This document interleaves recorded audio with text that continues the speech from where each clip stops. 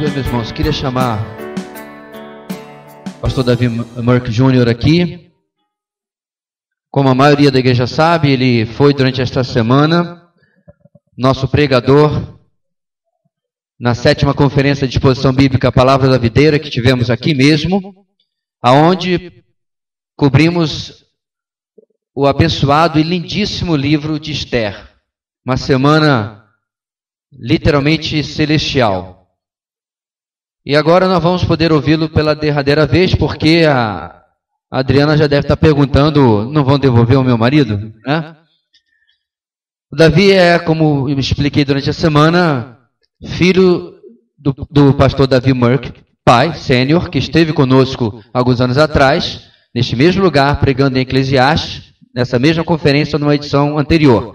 Foi ele o meu professor, quando ele era apenas um guri, era um menino barrigudo, como a gente fala aqui no norte. E agora ele está compondo a equipe pastoral da primeira igreja batista de Atibaia, uma igreja extremamente abençoada, que conhecemos há muitos anos, inclusive o seu pastor. Agora ele passou para o quê? Pastor conselheiro? Pastor emérito. Olha, vou guardar isso aí, porque eu chego aos 70 também, que nem ele, né? Pastor Mendes, que é uma pessoa queridíssima. Uma pessoa só tem um defeito, é corintiano, mas fazer o quê, né? Nem todo mundo precisa de um espaço para santificação. Sem mais delongas, vamos passar a palavra ao nosso pregador e, debaixo da instrução do Espírito Santo, ouvir a palavra de Deus nessa noite. Obrigado, tio Joversi, como eu te chamava na época.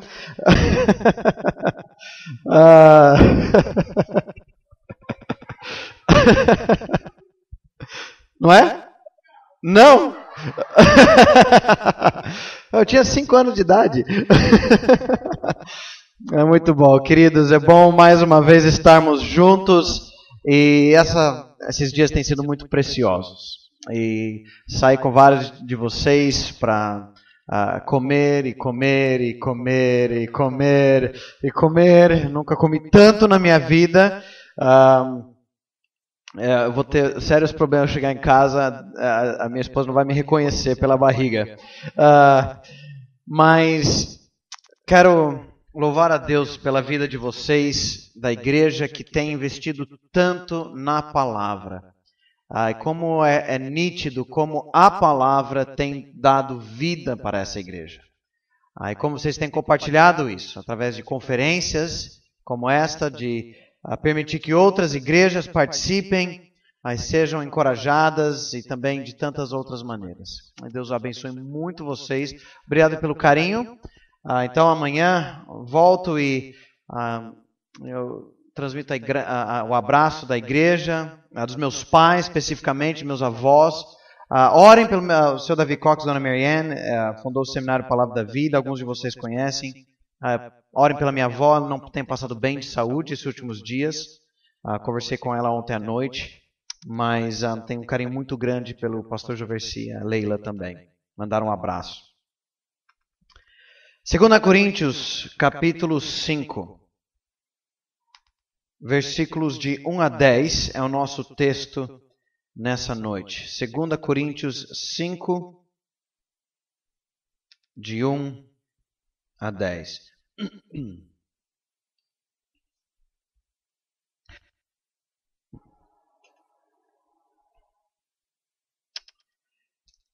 Eu vou ler o texto todo antes de entrarmos aqui na exposição. Sabemos que, se for destruída a temporária habitação terrena em que vivemos, temos da parte de Deus um edifício, uma casa eterna nos céus, não construída por mãos humanas. Enquanto isso, gememos, desejando ser revestidos da nossa habitação celestial, porque estando vestidos, não seremos encontrados nus. Pois, enquanto estamos nesta casa, gememos e nos angustiamos, porque não queremos ser despidos, mas revestidos da nossa habitação celestial, para que aquilo que é mortal seja absorvido pela vida. Foi Deus que nos preparou para esse propósito, dando-nos o Espírito como garantia do que está por vir. Portanto, Temos sempre confiança e sabemos que, enquanto estamos no corpo, estamos longe do Senhor. Porque vivemos por fé e não pelo que vemos. Temos, pois, confiança e preferimos estar ausentes do corpo e habitar com o Senhor.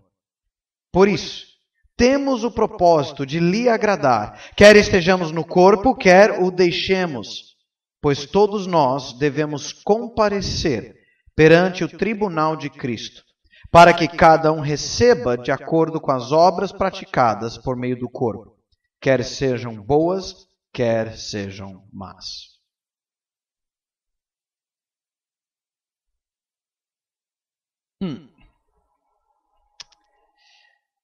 Em 2008, já era o meu terceiro ano de pastor de adolescentes lá na Piba. E eu programei um retiro para os rapazes adolescentes de 15 a 17 anos.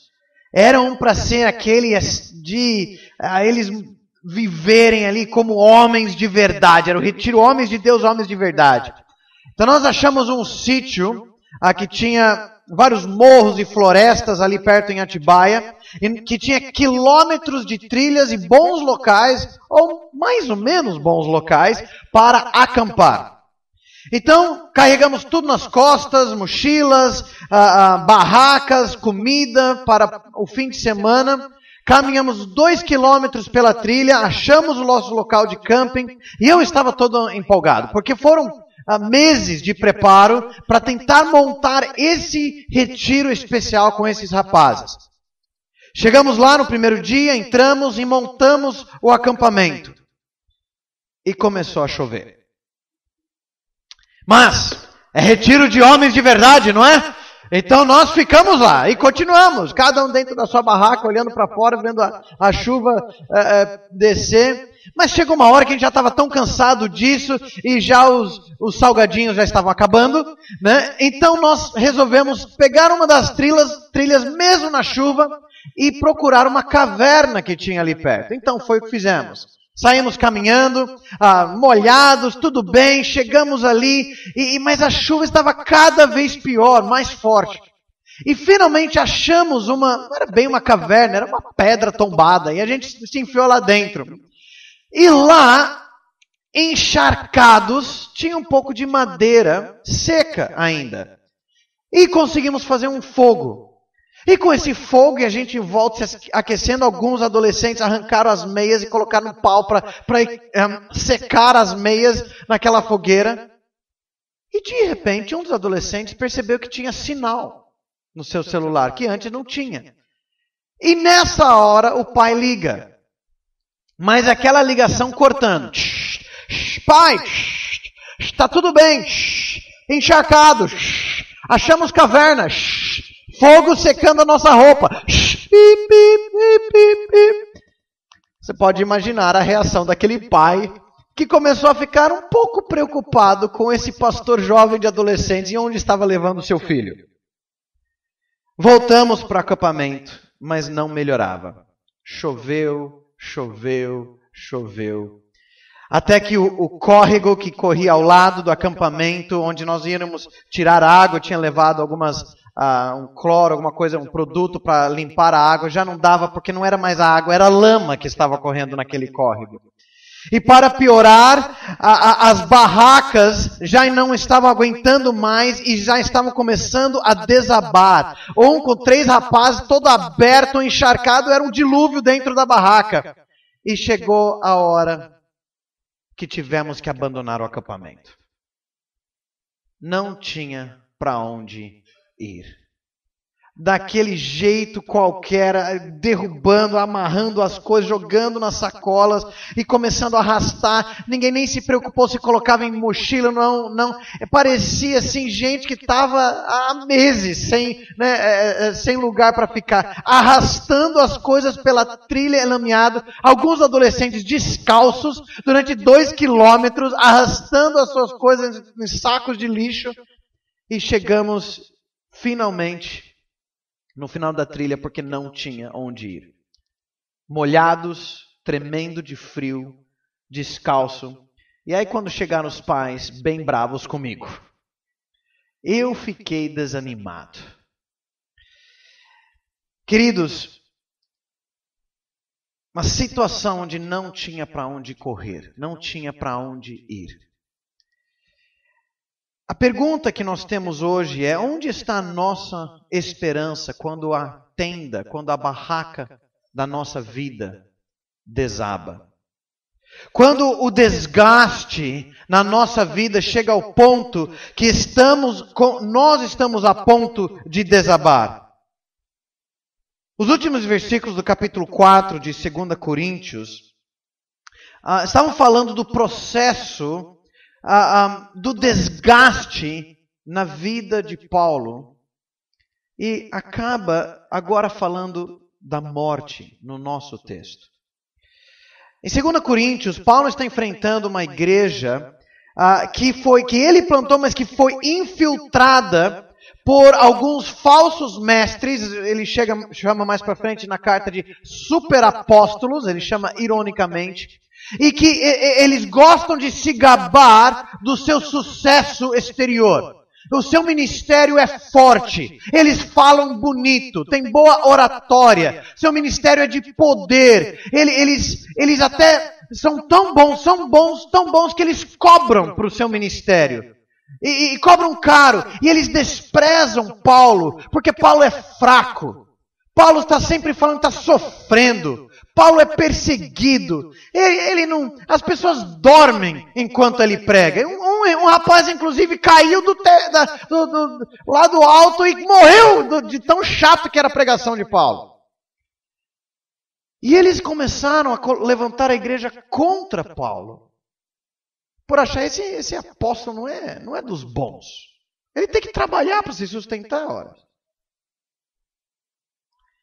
Mas Paulo então defende o seu ministério e defende o ministério verdadeiro do Evangelho para mudar que o verdadeiro ministério não é uma questão de poder externo, de sofisticação, mas do poder de Deus em meio à fraqueza. Olha o que ele diz, para pegar um pouquinho do contexto, no capítulo 4, versículos 7 a 11. Mas temos esse tesouro em vasos de barro, para mostrar que este poder que a tudo excede provém de Deus e não de nós. De todos os lados somos pressionados, mas não desanimados. Ficamos perplexos, mas não desesperados. Somos perseguidos, mas não abandonados. Abatidos, mas não destruídos. Trazemos sempre em nosso corpo o morrer de Jesus, para que a vida de Jesus também seja revelada em nosso corpo. Pois nós que estamos vivos, somos sempre entregues à morte por amor a Jesus, para que a sua vida também se manifeste em nosso corpo mortal. Nós temos o tesouro que é Jesus Cristo, a vida de Cristo em nós. Isso por dentro, mas por fora sofremos. Mas quando ele chega nos versículos 16 e 18, então, ele continua falando desse poder na fraqueza. Os últimos versículos, 16 e 18 do capítulo 4. Por isso não desanimamos. Embora exteriormente estejamos a desgastar-nos, interiormente estamos sendo renovados dia após dia. Pois os nossos sofrimentos, leves e momentâneos, estão produzindo para nós uma glória eterna que pesa mais do que todos eles. Assim, fixamos os olhos, não naquilo que se vê, mas no que não se vê. Pois o que se vê é transitório, mas o que não se vê é eterno. Queridos, nós somos levados hoje também por o desejo de seguir aquilo que nós vemos. Ministérios vislumbrantes. E justamente estava acontecendo com essa igreja de estarem perdidos e achando que se o que eles veem é fraco, deve ser um ministério fraco. E Paulo diz, não, o poder está no Evangelho, não o que nós vemos no exterior, mas o peso da glória interiormente nos renovando dia após dia. Ele está nos lembrando destas verdades. E ele vai continuar a nos lembrar dessas verdades. Olha como ele começa o capítulo 5, versículo 1. Sabemos que. Ele vai começar então a trabalhar com nós. O que nós precisamos lembrar? Qual é a verdade que nós sabemos em que nós alicerçamos a nossa vida, a nossa esperança? Por mais que essa vida nos desgasta e a nossa barraca dessa vida parece que vai desabar. O que nós sabemos nos dará esperança e confiança para agir. Grande ideia, se puder projetar ali, por favor. Embora gememos aqui, temos confiança para agir, para ministrar, pois Deus nos preparou um lar eterno. Quais são os fatos, então? O que sabemos? Por que ficamos aflitos nessa vida? O que nós precisamos lembrar? Nos versículos 1 a 5, então, nosso primeiro parágrafo, nós gememos, pode passar, gememos com o desgaste desta vida, mas Deus preparou um lar eterno. O que nós sabemos? Primeira coisa que nós sabemos é que se nossa tenda, ou seja, nossa casa terrena for destruída, temos um palácio ou uma casa eterna no céu da parte de Deus, não feita por homens. Volta para o versículo 1. Ele fala na NVI, se for destruída a temporária habitação terrena. A palavra que ele usa literalmente aqui para essa habitação temporária é a mesma palavra, ou parecida, a mesma raiz que usa para barraca, para tenda. Então, o que ele está contrastando é que nesta vida, nesse corpo, é como se nós estivéssemos acampados, vivendo em barracas. E viver em barraca é legal quando não chove. É legal por um tempo. É legal quando o céu está estrelado. Mas como o passar do tempo... Alguém aqui gosta de acampar? Okay? Alguns? Ok. Deus abençoe. Pode abaixar. Amém. Ok. Legal. Eu tenho uma barraca que tem talvez uns 15 anos. E o problema dessa barraca, a gente foi acampar algumas semanas atrás no aniversário do meu filho, no quintal de casa. E o legal assim, quando a barraca, quando ela é novinha, ela aguenta chuva, aguenta tempestade, você tem todas as estacas ali bonitinho. Mas com o passar dos anos, o que acontece com a sua barraca? Você perde as estacas, começa a entortar. As varetas que você tem que aprender a juntar todas elas, uma já quebrou, já tem silver tape em volta, segurando, não está pegando direito. Aquela lona perfeita, impermeável, agora tem uns rasgos. Quando chove, começa a pingar lá dentro. Começa a se desgastar. Porque uma barraca é uma habitação, é uma casa temporária. E o que Paulo está dizendo? Se for destruída a nossa barraca, a nossa tenda terrena, o que acontece? Se essa vida, se esse corpo, que também com o passar do tempo vai se desgastando, já não é mais tão jovem, a doença chega, a idade chega, os problemas começam a desgastar para onde nós vamos. Ele diz, nós já temos reservado da parte de Deus um edifício. Não é uma barraca, é um prédio, é um palácio, uma casa eterna nos céus, não construída por mãos humanas. Então veja, essa agora que nós vemos, apalpamos, é inferior, é vulnerável, é temporário. Mas a outra casa é um prédio feito por Deus, perfeito, eterno, permanente.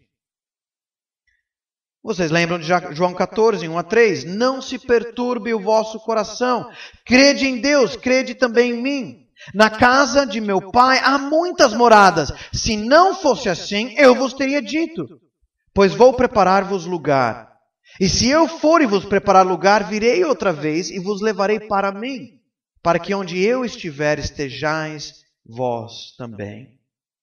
O que nós sabemos? Se nossa tenda, esse corpo for destruído, nós que estamos em Cristo temos um palácio da parte de Deus. Segunda coisa que sabemos: gememos nesta vida, ansiando pela nossa nova morada. Olha os versículos 2 a 4. Nós não chegamos lá ainda, e Paulo reconhece isso. Enquanto ainda estamos morando na barraca desse corpo, dessa vida, gememos, desejando ser revestidos da nossa habitação celestial. Queridos, nós gememos nessa vida. Gememos de tristeza, gememos de dor, gememos de saudade daqueles que já partiram. Gememos dos problemas por causa do pecado nesse mundo quebrado. Mas o gemido do crente não é a insatisfação com a vida. Essa vida é ruim. Essa barraca eu não gosto. Eu não queria estar vivo. Não é o desejo de morrer que Paulo está falando. Mas sim o desejo de estar revestido com a nova vida e ir logo para o céu. Lembra que ele fala em Filipenses? Ele falou, olha, eu estou entre as duas coisas. Eu quero ir partir logo para estar no céu. Mas eu sei que enquanto estou aqui, Deus tem um trabalho para mim. É muito melhor para eu ministrar para os irmãos. Então não é a insatisfação reclamando da vida, ó vida, ó céus. É falar, olha, o palácio que Deus tem para mim é tão bom, que eu gemo aqui, porque eu quero estar logo lá na minha habitação celestial. Aí ele usa duas metáforas. Paulo, ele gosta de fazer isso. Ele mistura as comparações. Ele mistura as metáforas dele. Ele está falando, contrastando entre uma barraca e um prédio. Mas ele também mistura com metáforas sobre roupa. Uma roupa nova que vai vestir. Olha o que ele continua falando no versículos 3 e 4. Porque estando vestidos, não seremos encontrados nus. Pois enquanto estamos nesta casa, gememos e nos angustiamos porque não queremos ser despidos, mas revestidos da habitação celestial. Está vendo como ele mistura? A gente quer vestir da habitação, é como vestir uma casa. Mas é que ele está misturando para a gente tentar visualizar, para que aquilo que é mortal seja absorvido pela vida. Então, o que ele está dizendo? Nós gememos porque nós não queremos ficar sem teto. O medo, o pavor de que quando acaba essa vida, e aí? Nós não conseguimos ver o que vem depois. Nós não queremos ficar despidos. Quando a roupa desse corpo já se for, aonde nós estaremos? Mas quem está em Cristo jamais ficará sem teto. Nunca, não existe isso de ficarmos como nossas almas, como fantasmas flutuando por aí. Nunca passará a vergonha de estar despido, nu, diante do olhar penetrante de Deus. Como Adão, envergonhado depois do seu pecado, tentando se cobrir com figueiras. Em Cristo nós já estamos cobertos pela justiça dele. E por isso, ele tem a confiança, o que nós sabemos, final do versículo 4, para que aquilo, quando tivermos a nossa habitação celestial, vamos estar revestidos para que aquilo que é mortal seja absorvido pela vida. Ou literalmente, a morte será engolida pela vida. Aquilo que nós vemos como vida agora, ele chama de mortal. Não dura. Algo submicroscópio como um coronavírus é capaz de destruir. A vida ainda está por vir. Uma das coisas, eu vi aqui na biblioteca da igreja, uma prateleira dos livros de C.S. Lewis, é o meu autor favorito. E uma das coisas que eu acho muito legal que ele descreve é como nós nos apegamos a essa vida como isso fosse realmente o que tem peso, o que é de verdade. E quando nós pensamos no céu, nas coisas celestiais, na realidade espiritual, é como se fosse uma nuvem, uma fumaça, um vapor nebuloso, não tem como pegar, apalpar. E aí a gente, né, vê aquelas desenhinhos da Turma da Mônica, que todo mundo flutuando com um anjinho lá nas nuvens. E é só isso. Quando o que nós vemos aqui e no capítulo anterior, que aquilo que realmente tem peso, é sólido, é mais real, é aquilo que nós não vemos. Essa vida é a barraca. Essa vida é o mortal. O que virá e engolirá isso, ele chama de vida. Você lembra quando ele fala algo parecido em 1 Coríntios? Volta 2, 3 páginas na sua Bíblia. 1 Coríntios capítulo 15, versículos 53 a 57.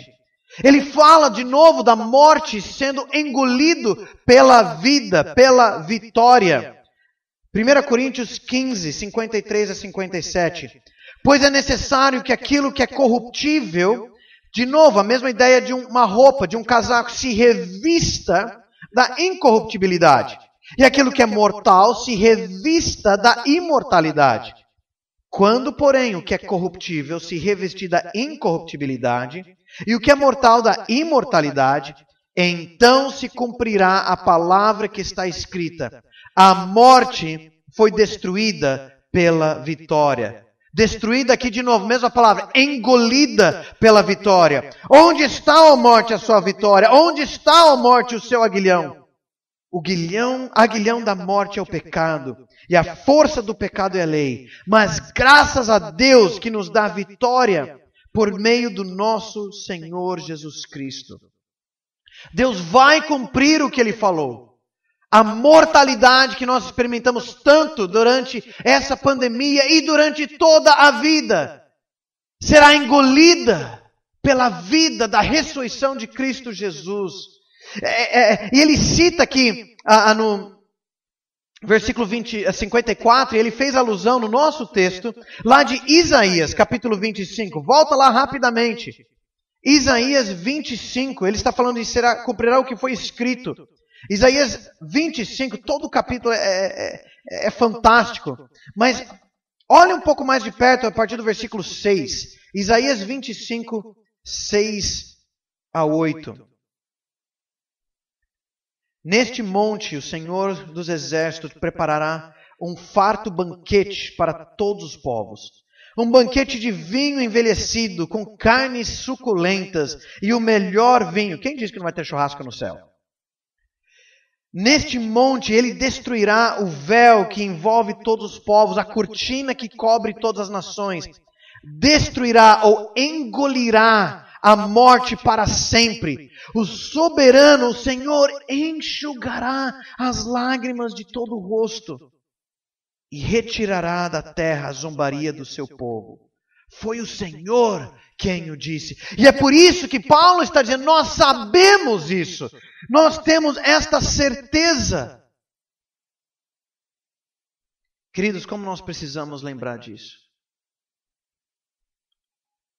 Em maio desse ano, um querido irmão da nossa igreja, acho que eu compartilhei um pouquinho com os irmãos na conferência, pai de família, duas crianças de 12, 10 anos de idade, um homem que usava todo o seu tempo, ele trabalhava na área de TI, ele estava sempre lá na igreja, consertando os computadores de todo mundo, um homem muito querido, mas ele descobriu que estava com câncer, acho que 40 e poucos anos de idade, batalhou, mas o câncer pegou muito rápido, e no meio da pandemia, da quarentena, ele faleceu e foi estar com o Senhor. E nossa família tem caminhado próximo dessa mãe, os seus 2 filhos, são quase na idade dos meus filhos. durante esse processo de luto. E, Senhor, queridos, como é difícil entender, como é difícil encarar a morte. Crianças que não têm o seu papai agora. E caminhando e tentando. Por quê? O gemido profundo da alma enlutada, que enfrenta e vê a realidade da morte nesta vida. Nós precisamos destas verdades. Nós precisamos desta esperança. Nós precisamos lembrar que aqui nós ainda estamos acampando.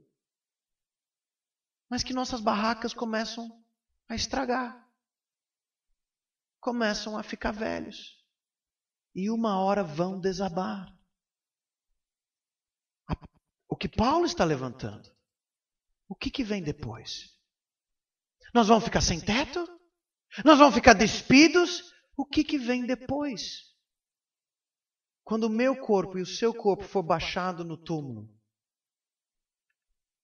Por isso, ele fala, não. Acabou aqui. Não é mais barraca. Acabou acampar. Nós vamos para casa.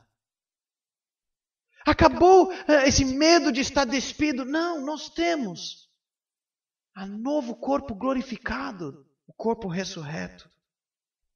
Qual a garantia disso? Voltando ao versículo 5. Deus nos deu o Espírito Santo como garantia. Foi Deus que nos preparou para esse propósito, dando-nos o Espírito como garantia do que está por vir. Deus nos deu vida nova em Cristo. Deus nos deu a sua santidade, a sua justiça, a sua salvação. E Ele nos deu o seu Espírito como garantia. É a ideia que nós temos, talvez, a gente pode imaginar uma aliança de noivado. Que o casal de noivos troca como garantia, como promessa de que em breve será o dia do seu casamento.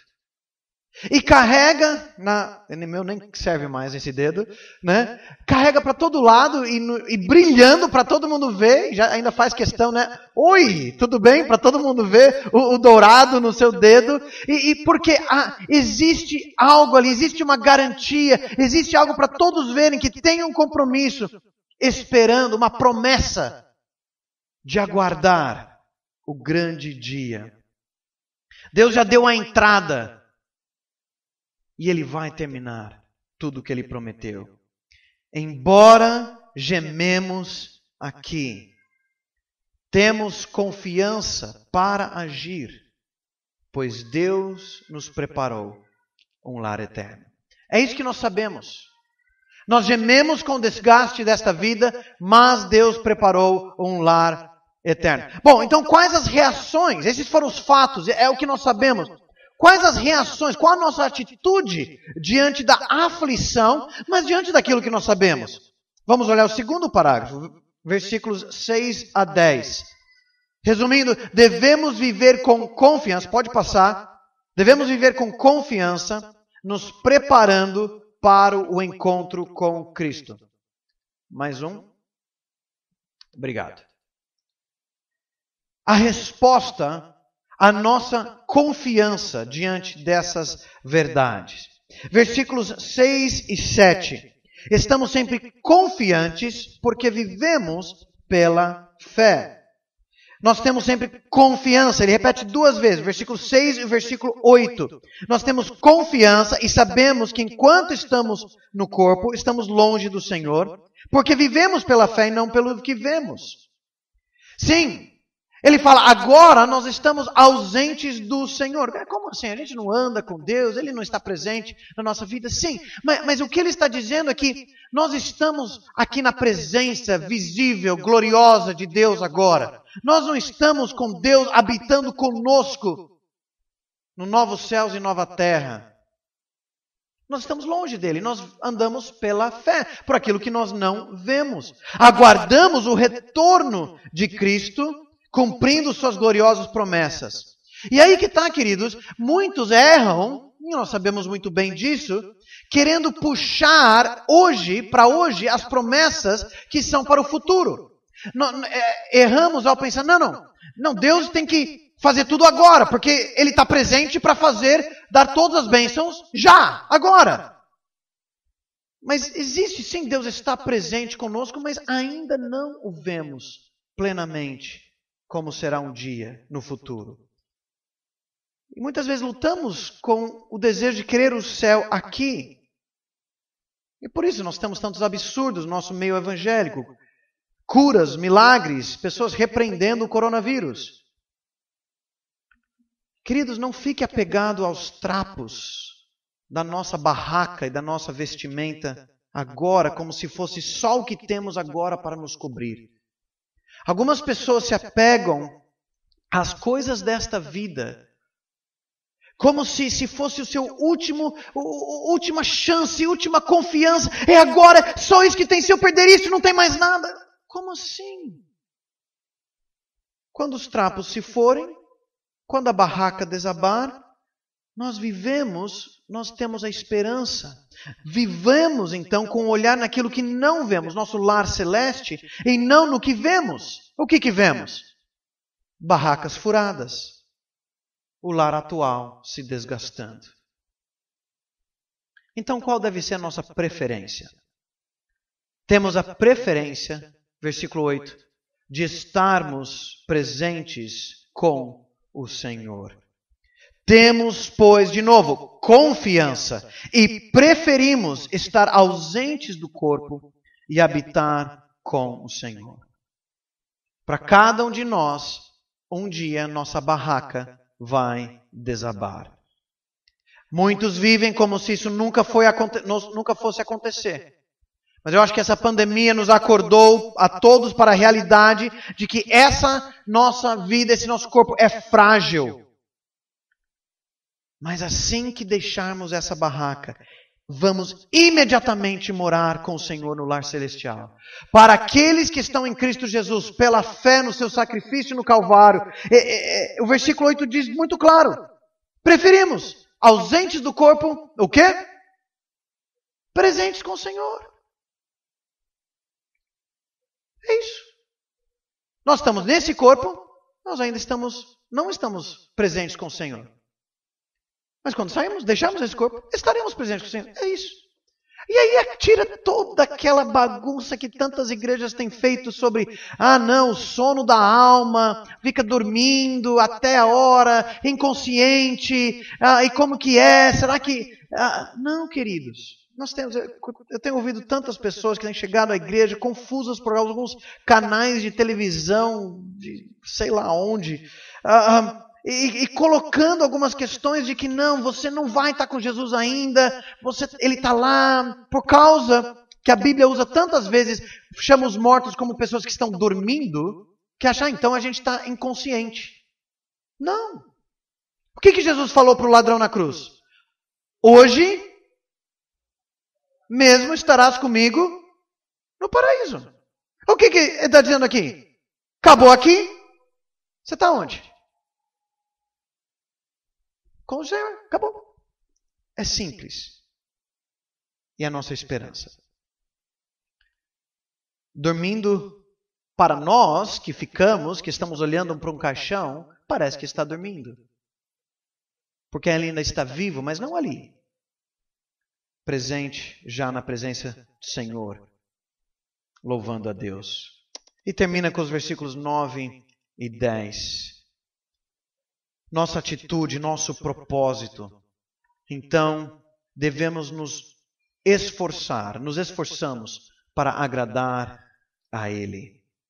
Por isso, temos o propósito de lhe agradar, quer estejamos no corpo, quer o deixemos. Ou seja, o propósito da vida é o mesmo antes e depois da morte.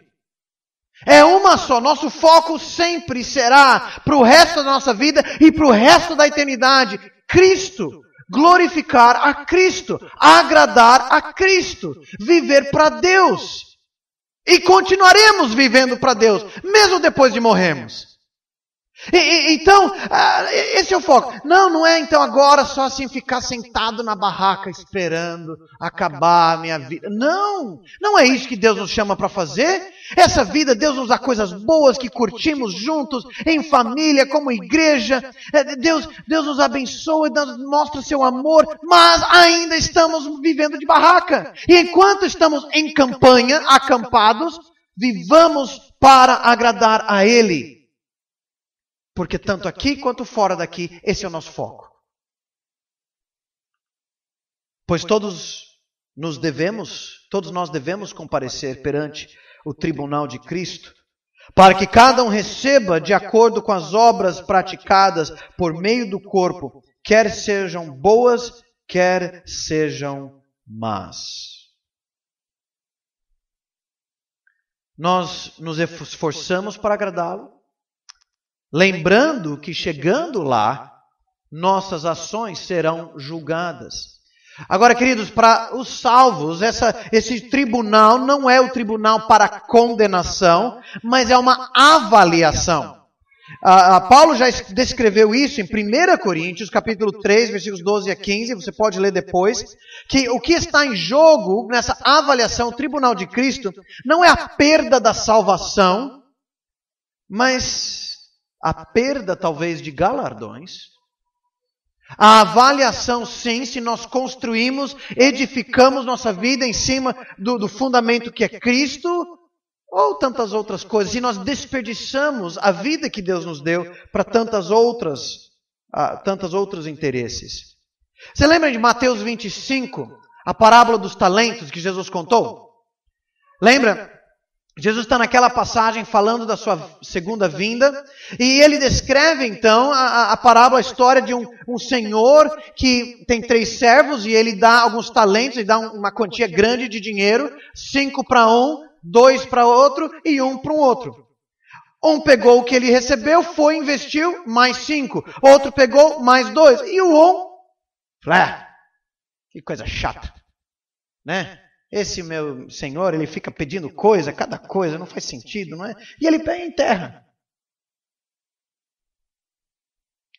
Mas aqueles servos, quando o Senhor volta e tem a prestação de contas, aquele é desprezado. Mas os outros recebem aquela palavra, aquela frase, aquela recomendação que deve ser o alvo de todos os crentes. Muito bem. O quê? Servo bom e fiel. Deixa eu te perguntar. Você sonha em ouvir essas palavras nas bocas do seu mestre quando você chegar lá?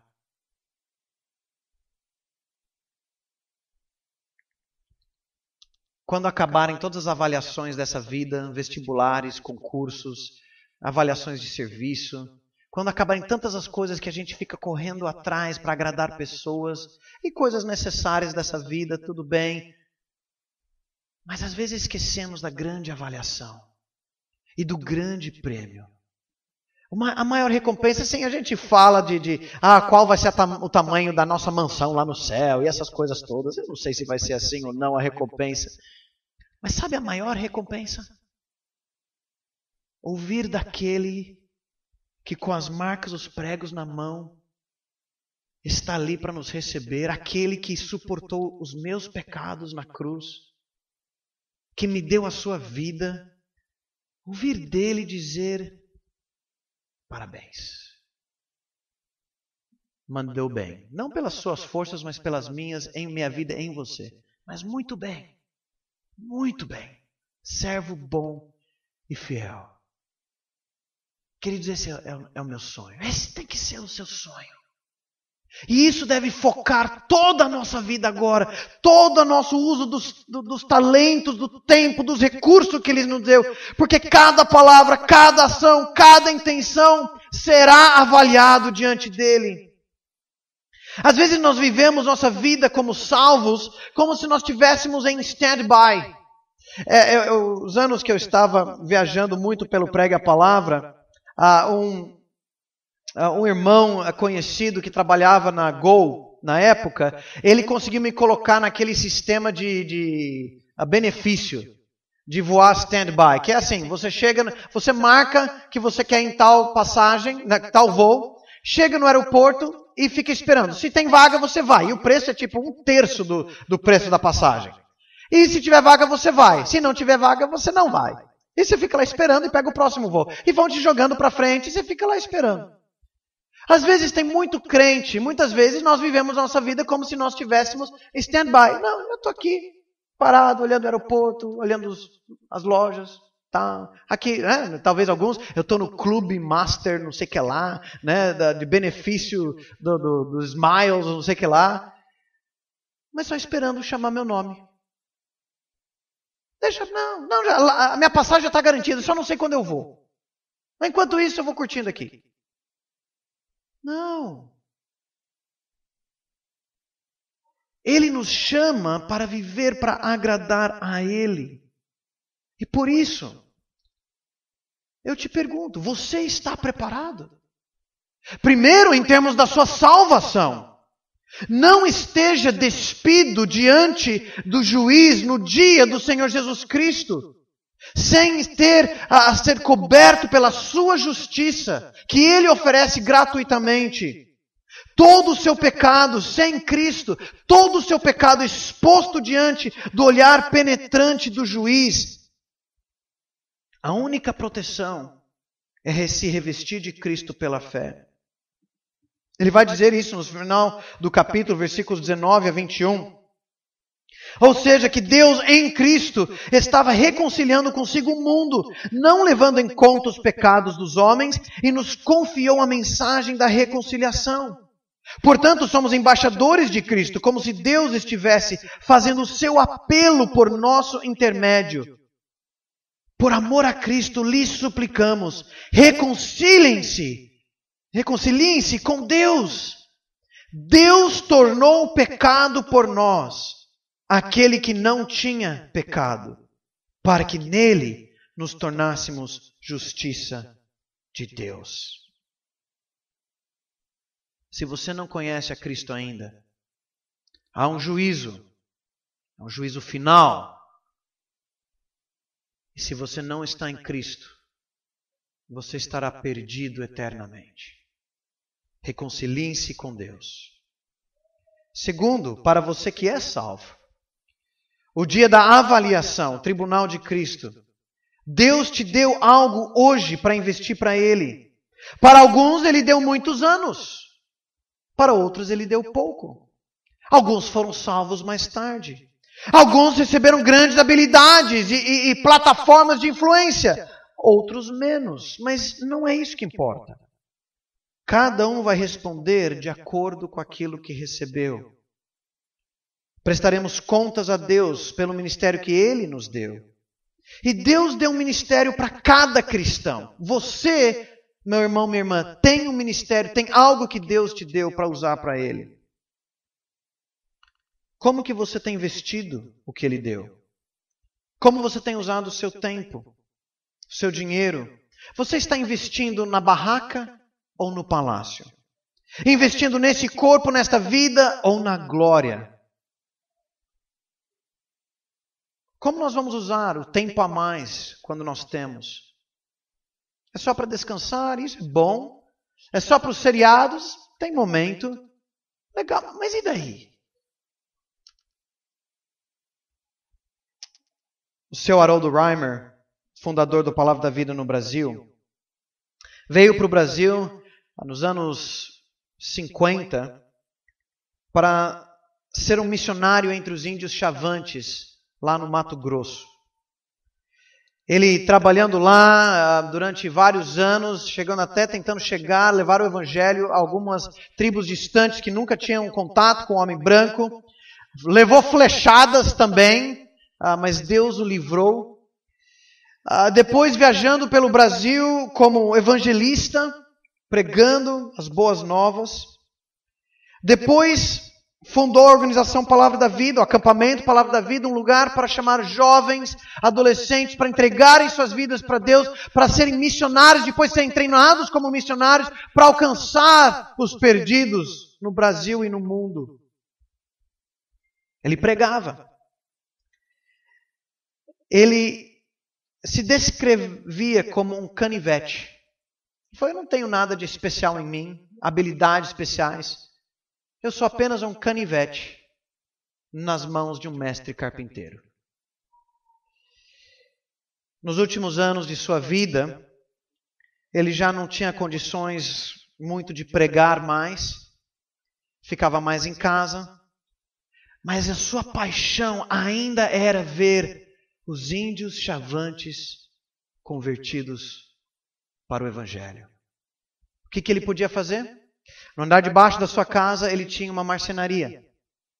E nessa marcenaria, ele era um marceneiro exímio. Impressionante as coisas que ele fazia. Mas como ele não podia pregar mais o que ele fazia, ele fabricava peças de madeira que ele vendia para sustentar o ministério entre os chavantes. Até que suas máquinas começaram a quebrar já de tão velhos. Um dia, ele e a dona Débora foram lá em casa, e a gente conversando, ele falou: Davi, não vale a pena mais trocar minhas máquinas. Né? Minha serra de bancada, minha tupia, minha plana. Porque eu já não tenho mais a força e a habilidade para usar, é perigoso. E até isso está indo embora daquilo que eu tenho para investir para o rei. E ele aí usou uma frase que eu nunca vou esquecer.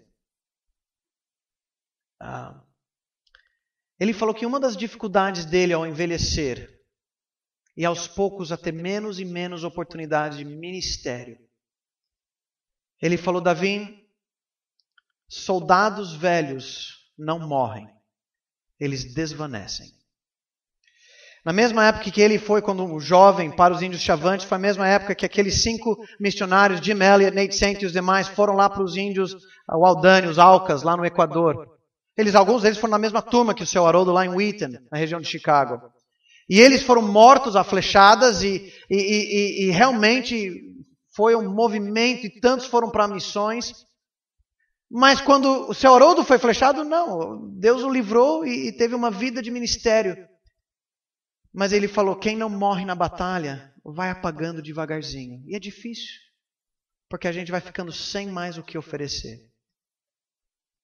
E na verdade suas palavras se cumpriram. Esse ano, durante a quarentena, acho que ele tinha 93 anos, seu Haroldo faleceu. Teria sido um velório que o Brasil todo estaria lá. Pessoas que foram marcadas pelo ministério dele de norte a sul, lá no PV, enchendo aquele ginásio, e teria sido uma coisa extraordinária. Mas por causa da pandemia, quando a barraca do seu Haroldo desabou, não puderam nem divulgar qual seria o horário do enterro. Foi só entre a família. Acabou. Mas não. Porque quando a barraca desaba desta vida, imediatamente nós estamos no palácio, na presença de Deus. Queridos, esta é a nossa esperança. E é por isso que nós não desanimamos. E é por isso que nós investimos tudo que nós temos para o serviço do Rei hoje. Embora gememos aqui, temos confiança para agir, pois Deus nos preparou um lar eterno.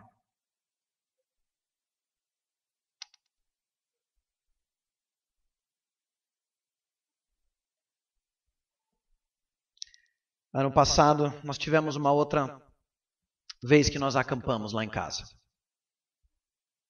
Aniversário do meu filho, o outro momento, juntou um monte de gente, famílias, crianças, montaram um monte de barraca lá no quintal.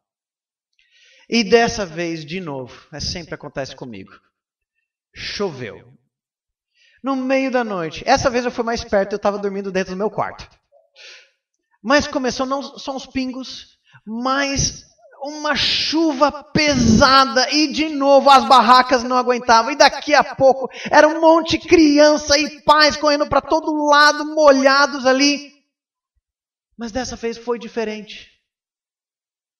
Porque diferente daquela vez que eu fui com os adolescentes, que não tinha para onde correr, estavam acampados no meu quintal.